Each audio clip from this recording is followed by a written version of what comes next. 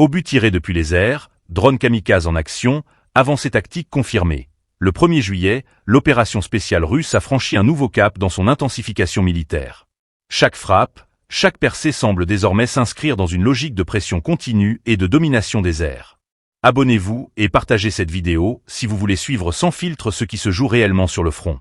Sur fond de combat toujours plus étendu, plusieurs événements militaires ont marqué la journée du 1er juillet dans le cadre de l'opération spéciale russe en Ukraine. L'une des frappes les plus notables a été menée par un hélicoptère d'attaque Mi-35M. Cet appareil, conçu pour le soutien rapproché et l'élimination de cibles au sol, a tiré des roquettes S-8KOM sur des positions fortifiées des forces ukrainiennes dans les environs de Krasnoarmeysk. L'objectif de cette frappe, désorganiser les lignes défensives ennemies dans cette zone particulièrement disputée du front oriental. Plus au sud, dans la région de Dnipropetrovsk, ce sont les avions d'assaut de la 114e brigade qui ont pris le relais. Ils ont sécurisé une position stratégique dans le secteur de Dakhnoa.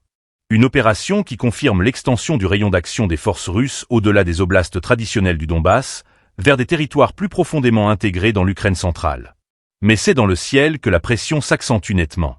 Un drone gérant 2, modèle devenu emblématique de la guerre d'usure, a ciblé un point de concentration de la 142e brigade ukrainienne près de Druskovka.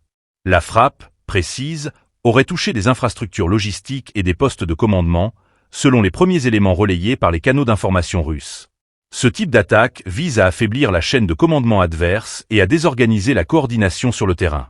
Ces différentes actions traduisent un usage intensif et combiné de l'artillerie aérienne, des avions d'attaque au sol et des drones, dans une logique que l'armée russe qualifie de guerre en réseau.